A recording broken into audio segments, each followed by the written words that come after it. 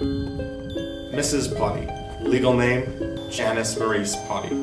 You have been charged with the first-degree murder of your husband, Edward Potti, on the 9th day of July, 1949. I only have one thing to ask of you, Mrs. Potti. What do you plead? Not guilty, Your Honor. I loved my husband very much. Bring out Exhibit A. Your Honor, this is a photo of Mr. and Mrs. Potti. They seem very happy, don't they? Well, apparently not, because Mr. Potti was found dead, just mere blocks away from his home. It is my conviction that Mrs. Potti is responsible for this act, as they live alone and regularly take walks together, a perfect cover-up for this heinous crime. Defense? Do you have any arguments? It is slandering of the truth. Mrs. Potti is an outstanding citizen. She works tirelessly around the house all day. She's even taken up dancing classes. Her footwork has improved incredibly. Like, wow. She has pinpoint accuracy. She is not guilty, Your Honor. And you accuse me of twisting the facts. A fool thinks himself to be wise, but a wise man knows himself to be a fool. Are you serious? Of course I'm serious. What does that mean? This I'm dressed seriously. I can't believe it! You have to be dressed seriously. Be serious. Of course you do. It's a courtroom. Are you Of course I'm serious? serious How right are now. you Why don't you serious? speak How at are all? you being Order! I'm the one. Order in the court. I'd like to call my first witnesses to the stand. Mr. and Mrs. Smith, the last people to ever see Edward Potti alive.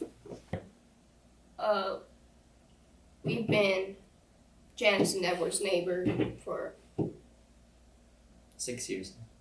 about 6 years.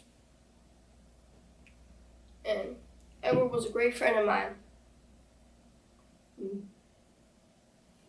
Tell him what you heard, honey. I heard Edward and Janice fighting last night. They were arguing about Edward having letters or something. I don't know, but in the morning they rushed out of the house so quick, and Janice came back alone. I don't know what to do. I'm sorry, Janice. I'm sorry, but... How dare you! I loved my husband! Hey, you calm down now. Women ain't supposed to talk out loud like that. How are you serious? Order! Order in the court! Order! Order! Order! Edward was a good man. Got up early for work every day, provided for Janice. He had a mean brisket recipe. I'm never gonna taste that meaty goodness again. Mr. Prosecutor, I hear 2 new pieces of evidence have come to light.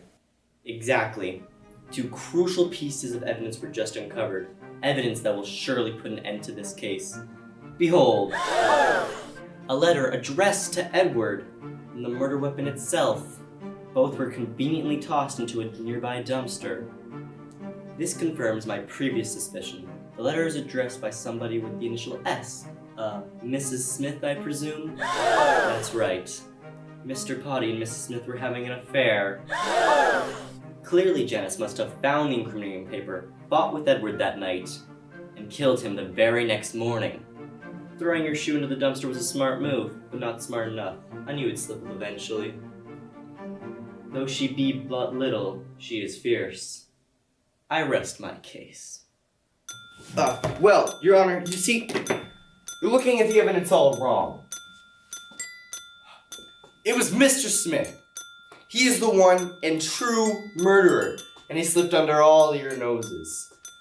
You see, once Mr. Smith got a hold of the letter of Mr. Potti and Mrs. Smith running away, he knew that if they ran away together, he would never taste the meaty goodness for Mr. Potty's barbecue ever again.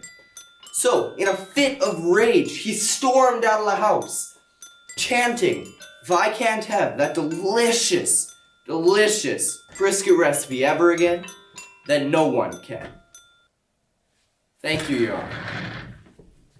That doesn't make any sense. The shoe was clearly a high heel. In fact, how would he even find the letter to begin with? Suspicion always haunts the guilty mind. Well, I think I've seen enough here. The verdict is very clear. I rule not guilty.